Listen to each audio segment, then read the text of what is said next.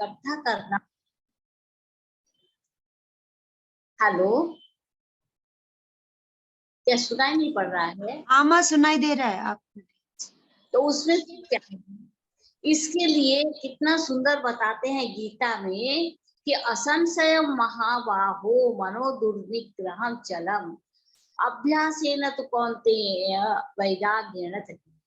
क्या कहते, कह रहे हैं कि अर्जुन जो कि इतने बड़े चढ़े हैं भगवान के साथ है, वो बता रहे हैं कि मन इतना चंचल होता है, इतना अस्थिर हो जाता है कि उसको एक जगह में बैठाना बहुत मुश्किल हो जाता है। तब ये क्या कह रहे हैं कि देखो, अभ्यास के द्वारा और वैराग्य के द्वारा। अब अभ्यास को हमको रोज नित्य प्रति अगर अभ्यास करे, जैसे बच्चा पढ़ना लिखना शुरू करते हैं तो वो तो लिखना नहीं जानता है, अब अभ्यास करते हैं, कोई एक चीज क जैसे लिखा है तो क के ऊपर बार बार लाइन चलाते रहते हैं, अभ्यास करते करते वो आ जाता है। तो इसी तरीके से एक आपको कहानी सुना रही हूँ। एक लड़का था, उसका नाम शायद सुना भी होगा, उसका नाम बॉबी था या बॉब था। वो लड़का बहुत ही शैतान था, बहुत ही मतलब चंचल प्रकृति के था, लेकिन पढ़ाई लिखाई में एकदम भोदू टाइप का था। तो स्कूल में उसको बहुत, पाठशाला में डांट पड़ती थी, तुम कुछ भी नहीं करते हो, घर में भी डांट पड़ती थी, तुम कुछ भी नहीं कर पाते हो। तो उसको एक दिन इतना दुख हुआ, इतना दुख हुआ कि वो जा करके कुएं के पास बैठ गया और चुपचाप सोचने लगा कि मैं क्या करूं, कि हमको सभी लोग बुद्धू बोलते हैं, हमारे दिमाग में कुछ घुसता ही नहीं है। तो उसने देखा जी, गांव की औरतें जो पानी भरने के लिए आ रहे हैं, अपने घड़े को जहां पर बैठाते हैं वो पत्थर की जगह है, लेकिन उसमें थोड़ा सा गड्ढा हो गया है।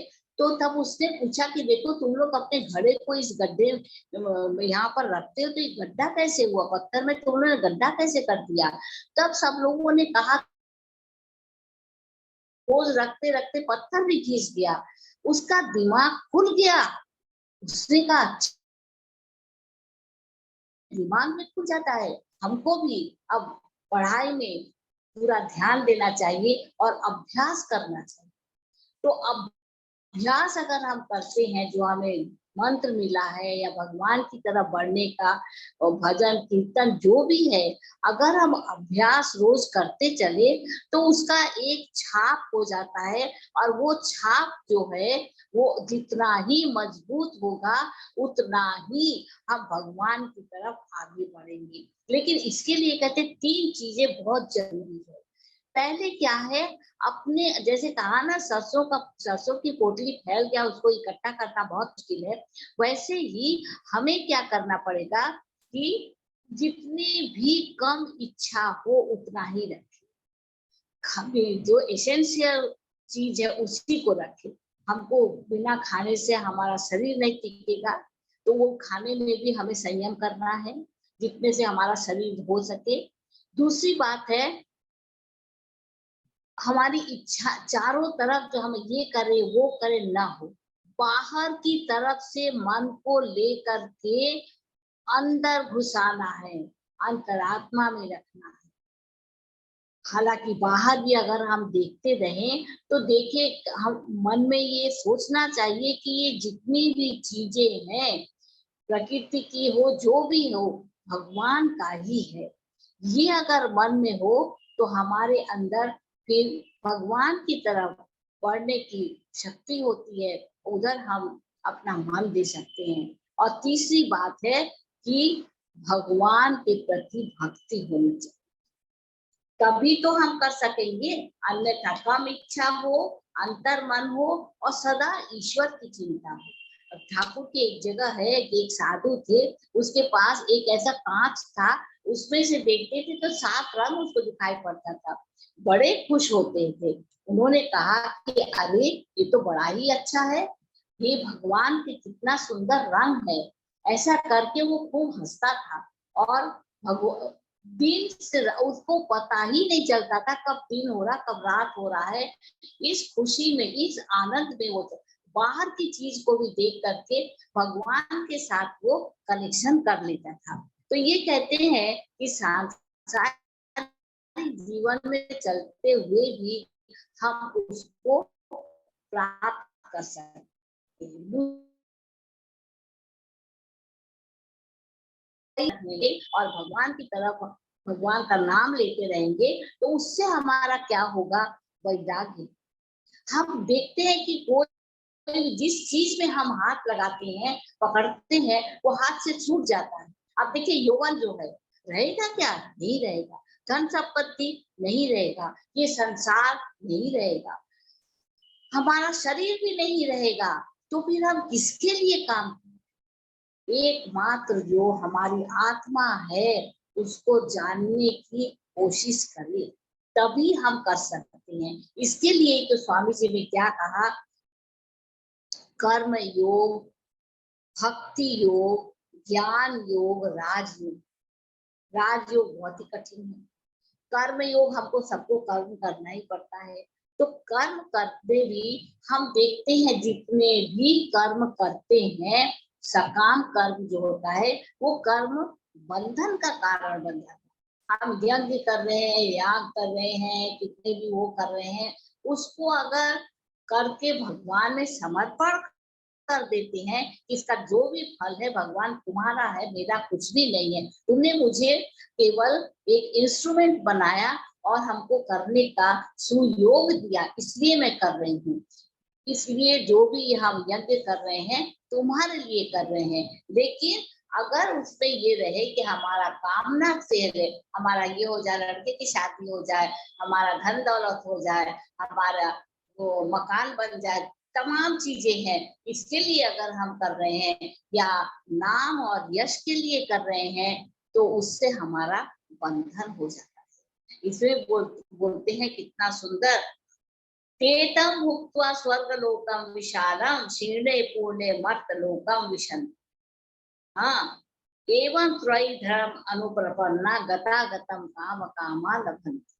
बहुत सुंदर बता रहे हैं कि जो यज्ञ जाप करते हैं उसका फल तो जरूर है, तो कोई भी काम आप जप करते हो उसका भी फल होता है, लेकिन हम वो जप करके समर्पण कर देते हैं, तभी भगवान हम भगवान की तरफ आगे बढ़ सकते हैं। लेकिन अगर हम करते हम इतना जप कर रहे हैं, इतना वो कर रहे हैं, तो उससे क्या होगा, हमारा बंधन बढ़ जाएगा। ठीक है, हमको स्वर्ग मिल गया, लेकिन वहां पर भी स्वर्ग में भी क्या होता है, हमारा जब पूर्ण खत्म हो जाता है फिर हमको पड़ता है और फिर हमें कर्म से शुरू करना पड़ता है। इसलिए कह रहे हैं कि कर्म करना भी बहुत मुश्किल है, लेकिन एक चीज है, निष्काम कर्म करने से मोक्ष की प्राप्ति होती है, फिर वहां हमें लौट के नहीं आना पड़ता। निष्काम हमेशा मन के अंदर रहना चाहिए। तुमने मुझे ये जो शरीर दिया है, ये केवल तुम्हें प्राप्त करने के लिए, हमारा ध्येय जो है वो बहुत ऊंचा हो, और उस ध्येय को प्राप्त करने के लिए भगवान मैं तुम्हारे साथ रहूं, तुम मेरी सहायता करो, प्रार्थना करते रहें हमेशा, तभी हम आगे बढ़ सकते हैं। यानी जब जब हमारा चित्त चारों ओर न दौड़कर अंतःस्थल में आत्मा में स्थिर हो जाता है, अपनी ध्येय वस्तु की प्राप्ति के लिए हम स्थिर रहते हैं, उस अवस्था को निश्चला अवस्था कहते हैं। निश्चल भाव से अवस्थान करना, ठाकुर ने बहुत अच्छा उदाहरण दिया है कि दीपक जल रहा है, दीपक की लौ जो है वो अगर हवा में इधर उधर होता रहे तो क्या होता है, वो चंचल हो जाता है, लेकिन जब स्थिर हो जाता है तो बहुत अच्छा उदाहरण देते हैं कि उस लौ के अंदर भी एक सफेद चीज दिखाई पड़ती है। ये हमको बहुत ही ध्यान से देखना पड़ता है, और वो चीज जो है वही भगवान। लेकिन लौ जो है अगर हवा बहे या हमारी सांस उसमें पड़े तो वो लौ ठीक नहीं होती है। दिया का जो लौ जो है वो एकदम निश्चल हो जाता है, तब हमें दिखाई पड़ता है। तो कह रहे हैं कि कितना ही सुंदर, जिसकी बुद्धि प्रज्ञा जो है आत्मा में या ईश्वर में स्थित होता है, वही स्थित प्रज्ञ होते हैं। अब इसके लिए ठाकुर ने बहुत अच्छा उदाहरण दिया है। अब स्थित प्रज्ञ में स्थित प्रज्ञ से का भाषा समाधिस्थ केशव स्थित किम प्रभासित हिमासीत ब्रजित। उनकी भाषा कैसी होती है, वो कैसे चलते हैं, उनका क्या लक्षण है, अर्जुन पूछ रहे हैं कृष्ण से। अब देखिए अच्छा ही हुआ पूछा। अब सारे मतलब आम जनताओं के लिए, साधारण लोगों के लिए भी ये एक संपत्ति बन गई है। और अगर हर एक व्यक्ति ये कोशिश करे तो स्थित प्रज्ञ की स्थिति को प्राप्त कर सकते हैं। कोई ऐसी कठिन नहीं है, लेकिन इसके लिए हमें अत्यंत प्रयत्न करना पड़ेगा। इसके लिए ठाकुर बहुत सुंदर बता रहे हैं, जो स्थित प्रज्ञ होता है उसका बेचाल में कभी पैर नहीं जाता, वो कभी गलत काम नहीं कर सकता। कितना सुंदर है, कभी गलत काम नहीं कर सकता है वो व्यक्ति। क्यों? क्योंकि वो व्यक्ति जो है वो हमेशा इस चीज में रहता है कि सदा सत्य बोलता है। ये तो सब पता नहीं क्या हो गया रे बाबा, सुनाई पड़ रहा है? हेलो,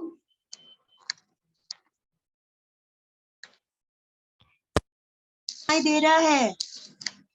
हाँ, सिर्फ दिखाई नहीं दे रहा। सुनाई पड़। हाँ, अच्छा, अब लेकिन आप लोगों की तस्वीर मुझे नहीं दिखाई पड़ रही, मेरी तस्वीर आप लोग को नहीं दिखाई पड़ रही। अब क्या किया जाए, छोड़ दीजिए, सुनिए नहीं, सुनिए अब आपको देख पा रहे। अच्छा, मुझे देख पा रहे हैं, बड़ी अच्छी बात है। तो इसमें बता रहे हैं कि वो उसका बेचाल में कभी पैर नहीं पड़ता, मतलब कभी गलत काम नहीं कर सकता, सदा सत्य बोलता है, ईश्वरीय बात है। अब इसमें ठाकुर जो है ना इतने साधारण उदाहरण दे रहे हैं कि एक मूर्ख व्यक्ति भी समझ जाएगा।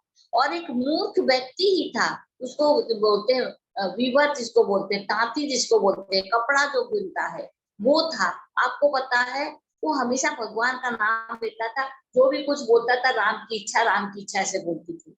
तो चोर चोर उधर से जा रहे थे, तो उस लोगों ने जब उसको पकड़ने के लिए पुलिस गए तो उसने सोचा ये भी है, उसको पकड़ के ले गए, जेल में ले गए, ये ले गए। तो सब जगह वो बोला राम की इच्छा से ऐसे हुआ, राम की इच्छा से ऐसे, राम की इच्छा से ऐसे हुआ। पूर्ण विश्वास है कि राम ही घट घट भी लूटा। तो ये जो है वो कभी बेचाल में पैर नहीं पड़ता है, सदा सत्य बोलता है और ईश्वरीय बातें। अब क्या होता है, विषय चिंतन छोड़कर सदा ही भगवान में मन लगा रहता है। इसमें लगेगा साधारण तौर पर कि हमेशा ईश्वर में ध्यान में लगाए रहने से क्या हमें रस मिलेगा।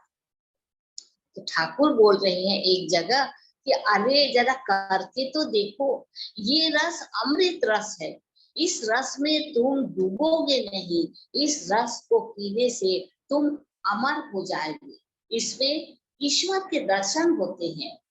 इसमें क्या होता है, काम क्रोध लोभ मोह जितने भी है हर मनुष्य में रहता है, ये तो उसका मोड़ घुमा दो। जैसे रस्सी को जलाने से रस्सी का रूप रह जाता है, लेकिन उसमें वो ताकत नहीं होती है, वो तो राख जैसा हो जाता है, लेकिन उसका आकार एक जगह रस्सी रखी हुई है, जल गई है तो जैसे मुड़ा मुड़ा है वैसे ही है, लेकिन उसमें वो काम क्रोध लोभ मोह की शक्ति नहीं है।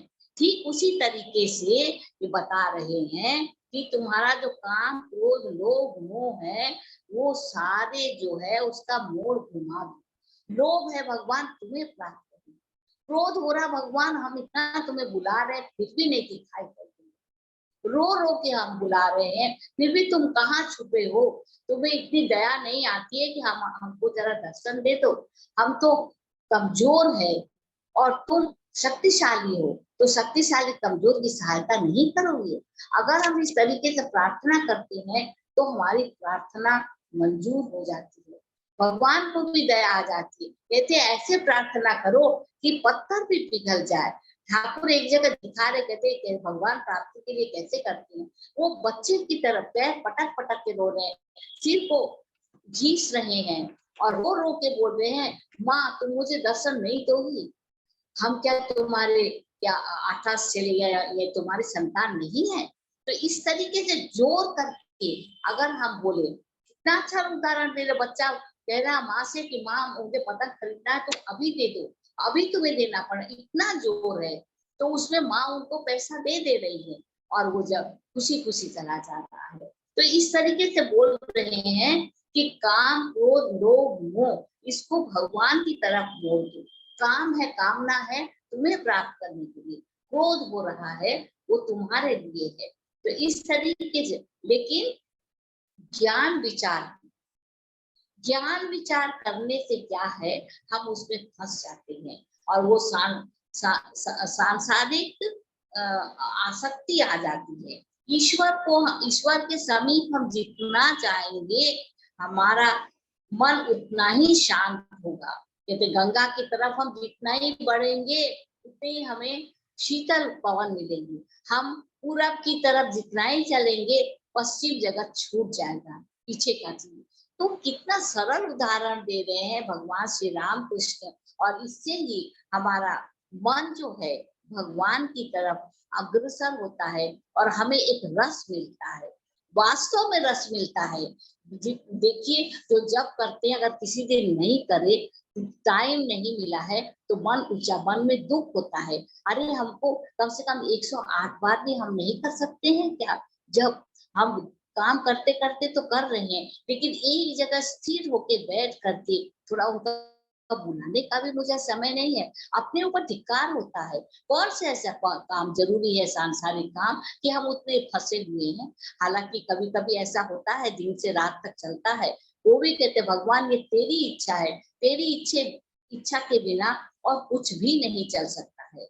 अब ये हम देखते हैं कि जो स्थित प्रज्ञ होते हैं उनका बालक जैसे स्वभाव हो जाता है।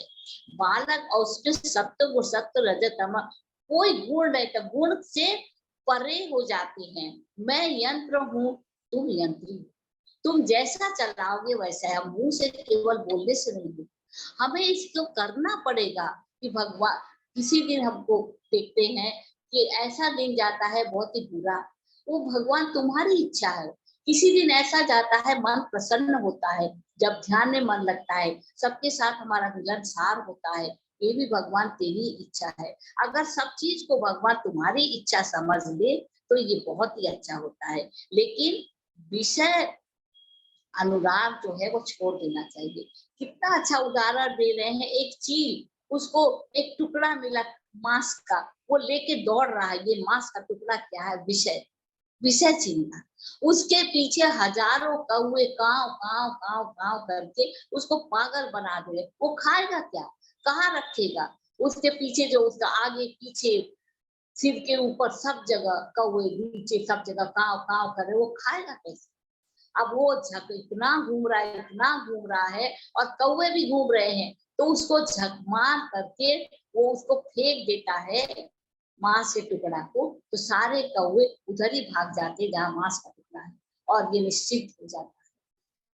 तो इस तरीके से अगर हम विषय वासना का त्याग देते हैं तो हमारे भी ये पीछे जो काम क्रोध लोभ मोह है, हम फंसे हुए हैं जंजाल में, वो मुझे छोड़ देते हैं। और वो छोड़ देने से क्या होगा, हम भगवान के पथ पर आगे, हमारा उद्देश्य क्या है, जीवन का उद्देश्य क्या है, ईश्वर प्राप्ति। ईश्वर प्राप्ति हम बोल रहे हैं, लेकिन इसको करने के लिए हमें अत्यंत प्रयत्न करना पड़ेगा, हमेशा समनस्क रहना पड़ेगा, हमेशा सचेत रहना पड़ेगा, तभी हम आगे बढ़ सकते हैं। ये दिन प्रतिदिन हमें अपने मन को खोद खोद के करना है। मन तुम क्या चाहते हो, मन तुम इधर उधर क्यों भटक रहे हो, तुम अपने लक्ष्य की प्राप्ति के लिए क्यों नहीं दौड़ रहे हो? अब ज्ञानी ठाकुर एक जगह और बताते हैं बहुत सुंदर कि स्थित प्रज्ञ के लक्षण बताते हैं ज्ञानी और विज्ञानी में। उसमें कूटस्थ बुद्धि होनी चाहिए। यानी कूटस्थ बुद्धि मतलब कितने भी दुख कष्ट आपत्ति विपत्ति आए उसमें वो निश्चल रहे, उसमें वो प्रभावित न हो। तभी हम, जैसे लोहे के उसमें होता है ना एक बड़ा सा होता है, निहाई बोलते हैं, उसके ऊपर लोहा पीटते हैं, लेकिन उस लोहे का कुछ नहीं होता है। ठीक उसी तरीके से हमारे मन को वज्र की तरह करना पड़ेगा, चाहे कितना ही दुख आए, दर्द आए, विपत्ति आए, आपत्ति आए, भगवान इससे हमारा मन और सख्त कर दो। हम ये देखें कि हाँ, संसार में कुछ भी अपना नहीं है, एकमात्र तुम ही सहारे हो, तुम ही पार कर सकते हो। इसके लिए हमें चाहिए पुरुषार्थ।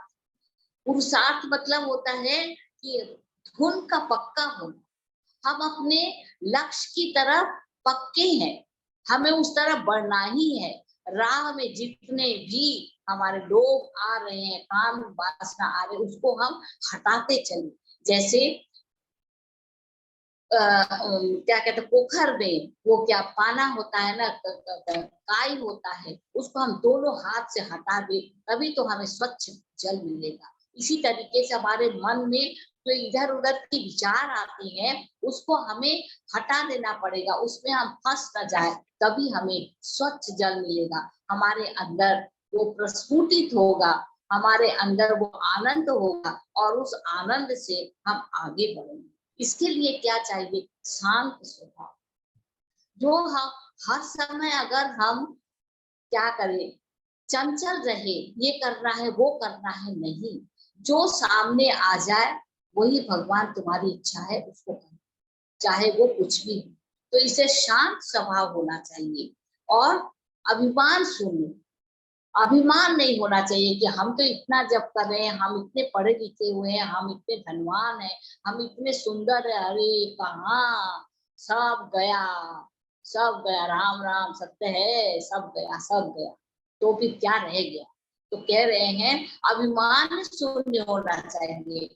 ठाकुर का देखिए, एक जगह जब वहां पर दक्षिणेश्वर में रहते थे, तो मथुर बाबू बहुत ही गुस्सा हो गया उसके ऊपर।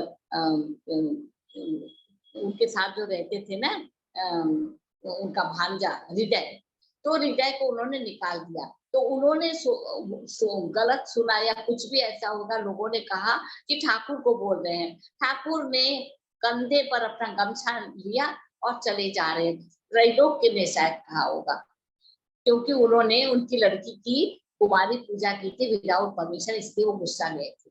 तो ठाकुर जब निकल के जा रहे हैं, तो उन्होंने कहा कि छोटे बच्चा जी, आपको तो नहीं बोला है।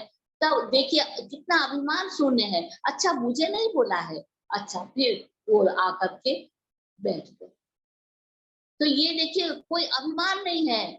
अभिमान होने से ही तो मतलब मुझे बोला है, मैं इतना बड़ा हूँ, मैं इतना वो हूँ, और मुझको इस तरीके से बात बोल रहे हैं, दिल में चोट लग रही है, लगना ही नहीं चाहिए। अब वो देखिए इतने भगवान है स्वयं, हाँ, फिर भी वो कितने क्या कहते हैं, अभिमान शून्य है। ये दो चीज जो होना है, शांत स्वभाव, अपने अंदर खलबली नहीं मचे, अपने मन को शांत रखिए, तभी हम कर्म योगी भी बन सकते हैं, निष्काम कर्म भी कर सकते हैं, और भगवान की तरफ आगे भी बढ़ सकते हैं। तो इसमें कह रहे हैं शांत स्वभाव होना चाहिए, अभिमान शून्य होना चाहिए, विशेष रूप से जानना। ठाकुर कहते हैं दूध देखा है, केवल दूध देखा है नहीं होगा, दूध को पीने से तभी तो हृष्ट पुष्ट होंगे। तो इसमें बता रहे हैं कि हम भगवान भगवान कर रहे हैं, उन्होंने क्या क्या क्या इतना प्रयत्न किया कि सारी चीज भूल करके केवल माँ तुम हो और मैं हूँ। माँ के माँ प्रत्यक्ष हुई, माँ काली से बातें कर रही है, उनके साथ साथ चल रही है। इससे बढ़ के और क्या हो सकता है? कहते ब्रह्म ज्ञानी देखता है, जो ब्रह्म है वही ज्ञानी, वही भगवान है, क्योंकि ब्रह्म जो है वही तो सबके अंदर है। ब्रह्म और उसकी शक्ति, वही तो सारे जगत पे फैले हुए हैं और सबके अंदर है। अच्छा, आप लोग को सुनाई पड़ रहा है? हेलो, सुनाई दे रहा है। अच्छा, तो इसमें कह रहे हैं कि किस तरीके से गुणातीत है भगवान के, तो कहते हैं षडैश्वर्य, उसमें क्या है, जीव जगत मान बुद्धि भक्ति वैराग्य विवेक समाधि सब कुछ है। ये चीज जो है ये भगवान के ऐश्वर्य, तो हम इस ऐश्वर्य को चाहते हैं या बाहर के ऐश्वर्य को चाहते हैं? हम पूजा पाठ कर रहे हैं, ध्यान कर रहे हैं, जप कर रहे हैं, इसमें अपने मन में टटोलना चाहिए कि भगवान ये जो है ये तुम्हारा जो ऐश्वर्य है, षडैश्वर्य है, उसको प्राप्त हम करें, हम बाहर के ऐश्वर्य को नहीं प्राप्त। अब एक बार हाजरा माँ से पूछते हैं ठाकुर से कि वो तो धन षडैश्वर्य है, सब कुछ धन देते हैं। ठाकुर बोल रहे हैं इसका ठीक अर्थ लगाना चाहिए, उनके तो सब कुछ है, सब, तो तुम क्या चाहते हो, अंदर के षडैश्वर्य चाहते हो या बाहर के? जो चाहोगे वही मिलेगा। भगवान किसी के भी इच्छा की आपूर्ति नहीं करते, मतलब उसको खाली नहीं जाने देते हैं। अगर आपकी इच्छा है तो वही होगी, क्योंकि आपकी इच्छा भगवान की इच्छा है। इसलिए कहते हैं हमेशा सद इच्छा रखा। सद इच्छा रखने से क्या होगा, हम आगे बढ़ सकते हैं। अब कहते हैं स्थित प्रज्ञ के और क्या लक्षण है, ठाकुर बताते हैं कि विषय में आसक्ति न, विषय में विषय विनाश। देखिए अगर विषय विनाश हो, इसमें एक भय का कारण है। हमारी संपत्ति न चली जाए, भय रहता हमेशा, चोर न चोरी कर ले, कहीं कुछ हो न जाए, उसको हम संभाल संभाल के रखें। हरे राम राम, भय रहता है। हमारी जवानी न चली जाए, भय रहता है। और क्या होता है, जब ये हमें अपना सामान नहीं मिलता है तो चित्त में विकार आता, भोग वासना के पूर्ण होने पर भी अपूर्णता से दुख होता है। और ये सुख दुख आसक्ति भय क्रोध आदि के पीछे कामना वासना है। इसे जैसे ची का बताया, तो ये कामना वासना को ही हटाना है। एक ही साधारण सी चीज है, वासना रहित हो जाए। हम भगवान तुम है और हम, लेकिन साधारण तौर से सोचेंगे कि भाई देखो हमें तो खाना भी है, रहने के लिए जगह भी चाहिए, सोने के लिए जगह चाहिए, सब कुछ चाहिए, तो जितनी जरूरत है जीवन के लिए उतना ही हम ले, उससे ज्यादा हम लेके के दूसरे का धन को हड़प करके हमें तो कोई फायदा नहीं है, उससे और हमारा बंधन होगा। इसलिए माँ क्या बोल रही है, वासना रहित हो जाओ तो अभी मुक्ति मिलेगी, वासना रहित नहीं होने से मुक्ति नहीं मिल सकती है। ये तो उदाहरण ही है ना, आप लोग ने पढ़ा है उद्बोधन में, एक ब्रह्मचारी सारदानंद जी से पूछ रहे हैं कि देखिए आप निर्वासना हमको चाहिए, मुक्ति चाहिए, तो जाना ऊपर, माँ मुक्ति की चाबी तो उनके हाथ में अभी दे देंगी, अगर तुझे मुक्ति चाहिए तो। जा करके माँ का ऐसा रूप देखा, थर थर कांपने लगी। तो मन के अंदर भी तो हमारी इतनी शक्ति होनी चाहिए कि माँ से हम बोल सके माँ मुझे निर्वासना कर दो। हम अपने मन को टटोल के देखें कि कितनी हमारी इच्छा, जब हमारी इच्छाएं पूर्ति नहीं होती है तो हमारा जलन होता है, फिर हम क्या करते हैं, दूसरों को कोसने लगते हैं। लेकिन इससे है, दूसरों को कोसने से तो हमारा कोई फायदा होगा नहीं, इससे हमारा और भी बंधन बढ़ जाएगा। इससे क्या होगा, इसलिए कह रहे हैं कि देखो ये सब चीज जो है ये अत्यंत ही खराब चीज है, इसमें हमारी बंधन बढ़ जाती है, उस बंधन को हमें दूर करना है। तो इसमें बार बार बोलते हैं विषय वासना को दूर। ठाकुर एक नेवले का उदाहरण देते हैं, बड़ा सुंदर। नेवले के पूंछ में ईंट बना हुआ है, वो क्या है, ईंट क्या है, विषय वासना है। वो जितनी बार अंदर अपने दिल में घुसने की कोशिश करता है तो इतने भार की वजह से फिर बाहर चला आता है। तो ऐसे विषय वासना जो है इतना भारी है कि हम जितनी ही कोशिश करते हैं अंदर मन देने के लिए तो नहीं जाता है। इसलिए हमें करना क्या है, अपने मन के अंदर सोचना है कि मन तू क्या चाहता है, ठीक ठीक हो। ठाकुर ने ऐसे कितना सुंदर उदाहरण दिया, आप लोगों ने पढ़ा होगा कथा में, तो कि तेरा कोई चीज ही नहीं है, उसपे कह रहे हैं कि मन तू क्या चाहता है, तो उनको सामने दिखाई पड़ा इतनी सुंदर औरत, लेकिन बाद में ही दिखाया कि उसका क्या चेहरा है, अंदर क्या है, नाड़ी खुली ये सब, आंख के, और फिर कितनी गंदी चीजें। तो उनका मन क्या हुआ, किसमें चला गया, ये चीज चाहिए या भगवान को चाहिए। तो अपने मन में भी सोचना चाहिए कि हम दिन भर जो काम कर रहे हैं उसका उद्देश्य क्या है। उसका अपने लक्ष्य के प्रति हमेशा ठीक ठीक चलना चाहिए, अपने लक्ष्य को हमेशा याद रखना चाहिए और उस लक्ष्य के अनुसार ही चलना चाहिए, हम विचलित न हो जाए। आप लोग को एक उदाहरण सुना रहे, भोला गिरीनाथ बहुत बड़े तपस्वी थे, घर से निकल के आ गए और एक पेड़ के नीचे बैठ करके तपस्या कर दी।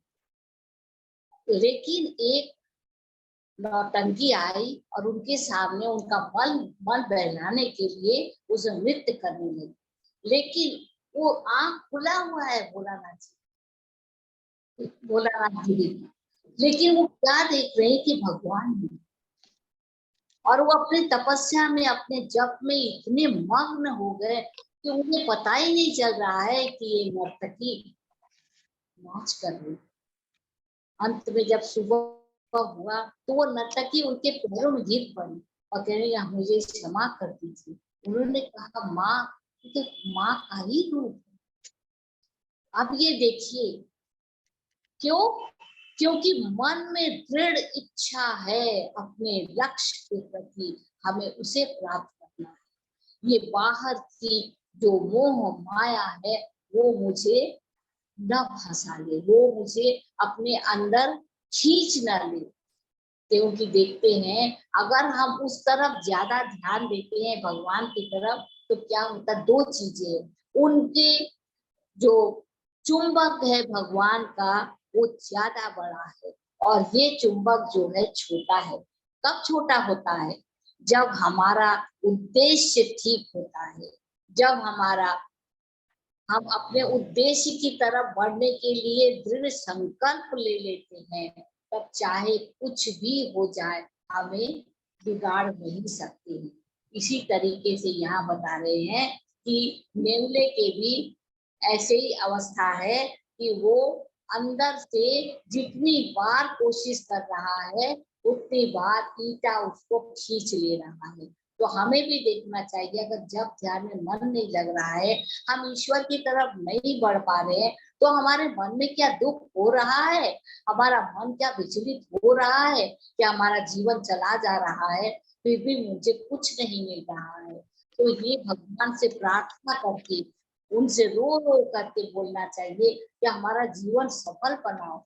हमारा जीवन तो बीता जा रहा है, पता नहीं किस दिन खत्म हो जाएगा, लेकिन तुम्हें अगर प्राप्त नहीं करे तो ये हमारे लिए अनर्थ होगा। इसलिए भगवान तुम मेरा हाथ पकड़ लो और हम इधर चलते। अब इसमें क्या कहते, जितेंद्रिय, अपने इंद्रियों को अपने वश में करना, आत्मा में परितृप्त में, जिसमें बाहरी किसी विषय के अभाव का बोध नहीं है, जो पूर्णता आत्मानंद में प्रतिष्ठित हो जाए। अब हम देखते हैं सबसे पहले तैलंग स्वामी जी का एक उदाहरण ढूंढे हैं। हमेशा अपने आत्मा में स्थित रहे, शांत स्वभाव के थे, लेकिन वो क्या थे, वस्त्र नहीं पहने। उस समय अंग्रेजों का जमाना, सुनाई पड़ रहा है, हेलो, आमा अच्छा, सुनाई दे रहा है। उस समय हाँ हाँ सुना देता है।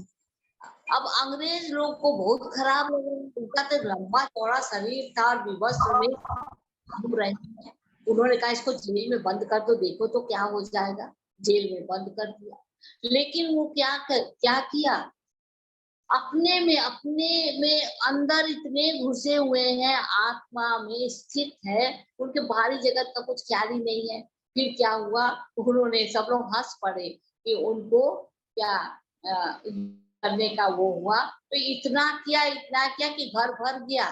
तो जेलर जब आया, खोल के देखा तो कहते, जाकर के उनसे बताया कि देखिए ये क्या हो गया।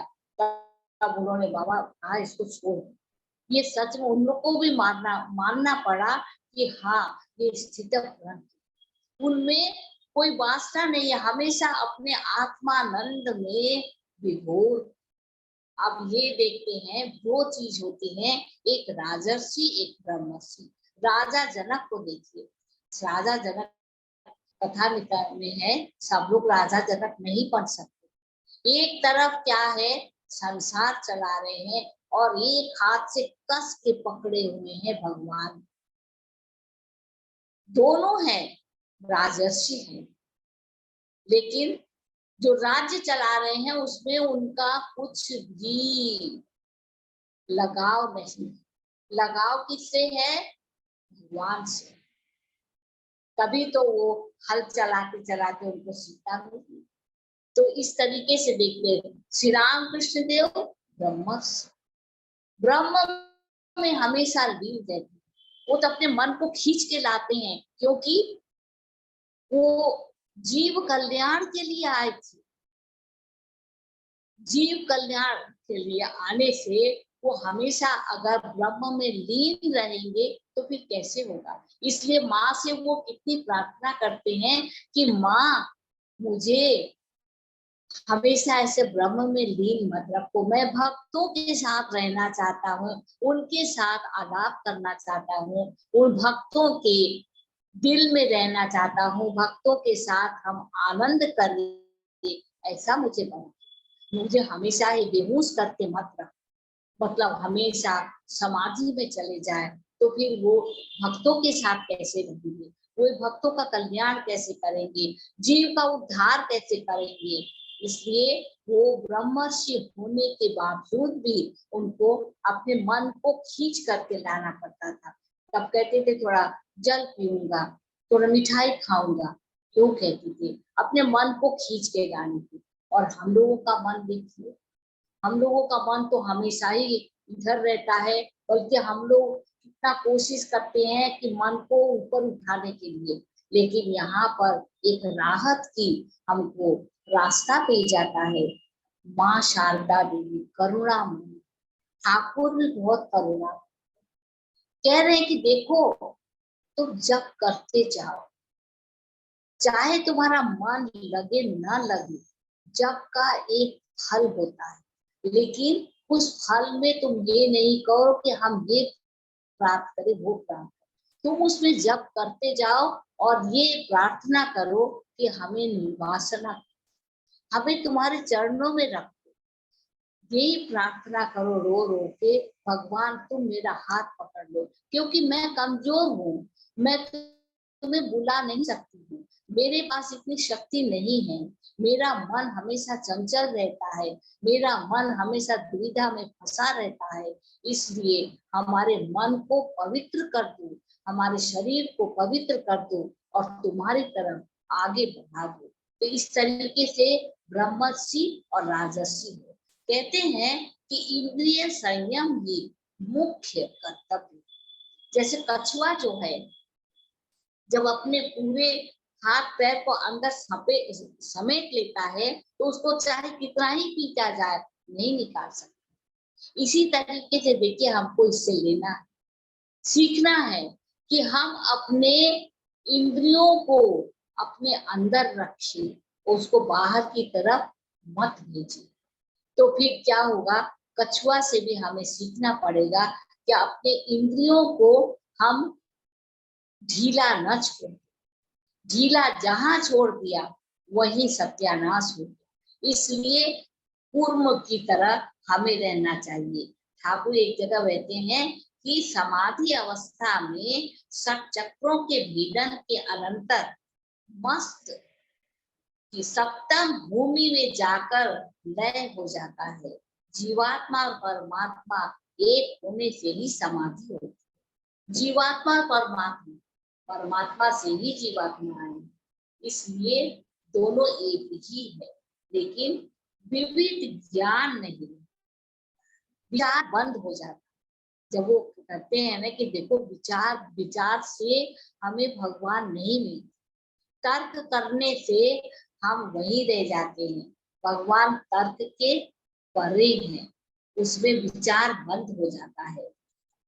बहुत अच्छा उदाहरण दे रहे हैं ठाकुर। निमंत्रण खाने बैठे हैं सब लोग, आप शुरू शुरू में बहुत हल्ला हो रहा है, ये दो वो दो, ये करो वो करो, इधर जाओ उधर जाओ, लेकिन खाते खाते जब आखिर में दही मिठाई आगे तो सब चुप खा रहे। तो हमको समझ में नहीं आता ऐसा उदाहरण क्यों दे रहे, ऐसा उदाहरण क्यों दे रहे हैं भगवान।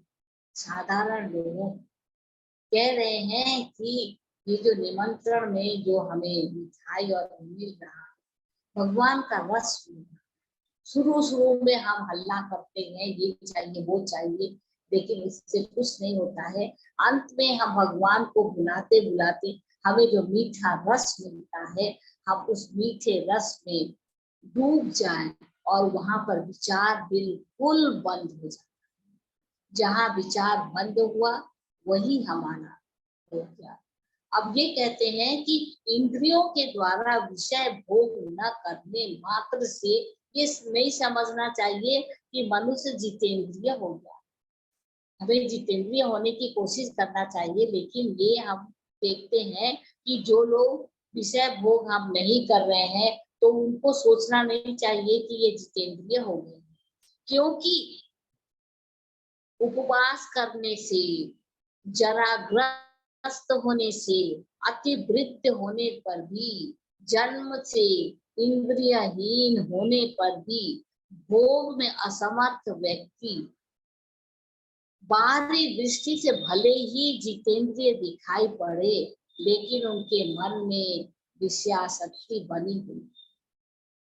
शंकराचार्य जी का श्लोक बहुत ही अच्छा, वो कहते हैं कि इतने वृद्ध हो गए फिर भी हमारी लालसा नहीं हुई। तो वो विषय विषय शक्ति जो है, विषया शक्ति उससे बनी रहती।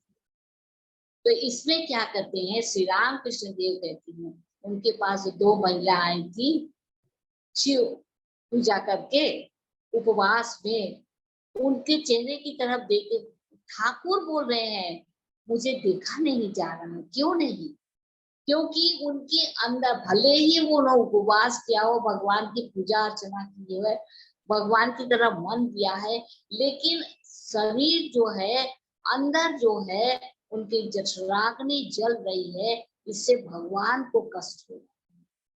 अहम वैश्वानरो भूत्वा प्राणिनाम देहमासु,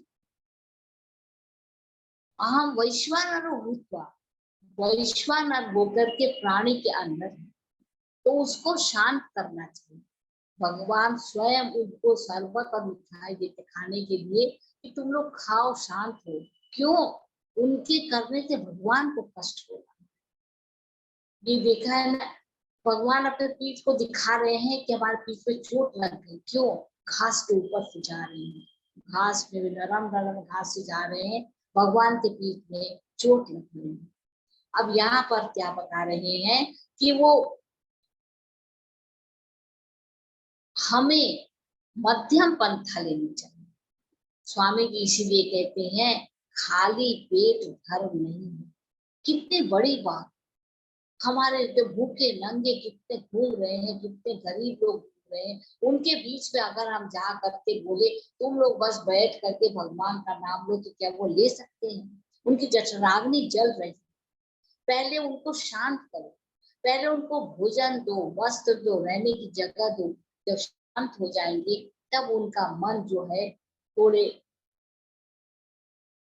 ऊपर के स्तर में आएगा, और ऊपर के स्तर से थोड़ा थोड़ा आने पर वो अपने को समझेंगे और फिर भगवान की तरफ आगे बढ़ सकते। इसलिए कहा खाली पेट धर्म नहीं हो सकता। भोग विषयों को निरंतर सोचते रहे, लेकिन खाली पेट नहीं हो सकता है। चलो सब कुछ मिल गया है, लेकिन उसमें और भी धन मिले, और भी खाना मिले, और भी उसमें फंस जाए, तो ये सोचते विषय के विषय में सोचते सोचते क्या होता है, स्वाभाविक है कि आसक्ति आ जाए, और जहां विषयासक्ति आ गई वहां पर वो एकदम नीचे गिर, आगे नहीं बढ़ सकता।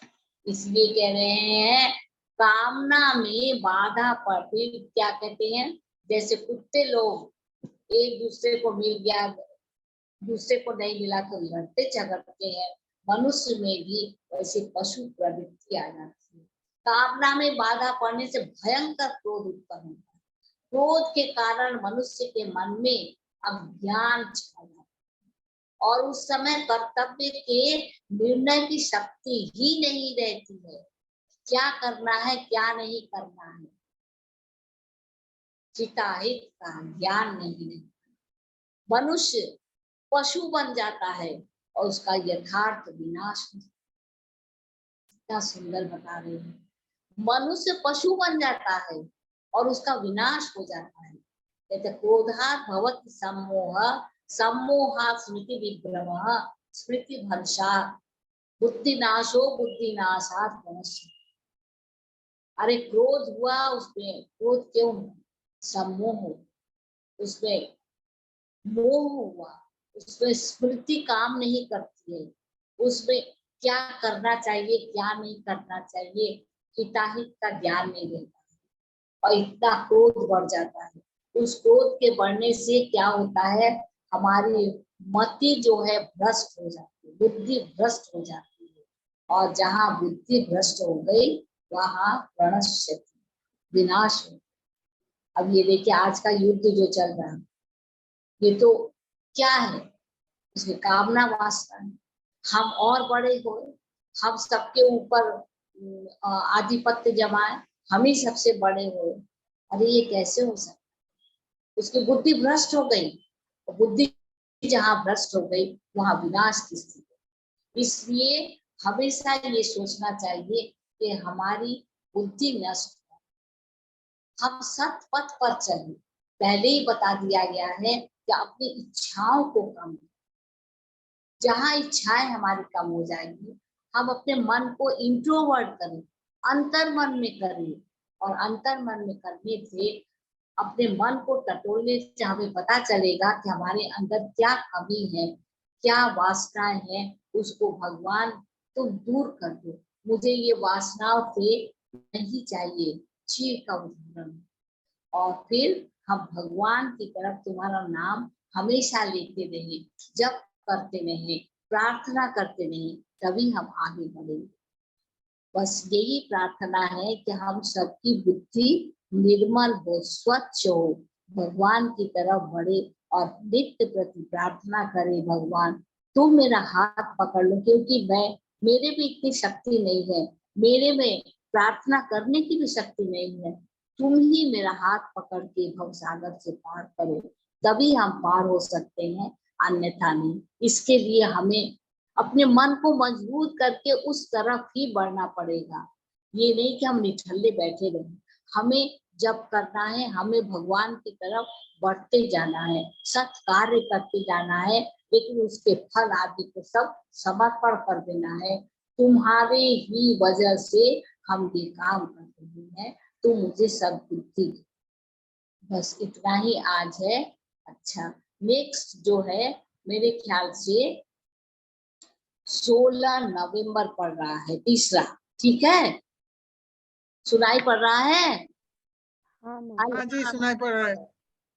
अच्छा, 16 नवंबर जो है वो आपका है, ठीक है? ठीक है। अच्छा लगा आप लोगों को? हाँ, बहुत अच्छा, अच्छा, बहुत अच्छा लगे। हम तो एकदम शांति से बोलते हैं। अब ये देखिए 16 नवंबर, हाँ 2 को 1 नवंबर, 16 को, तो 16 को कुछ है ना?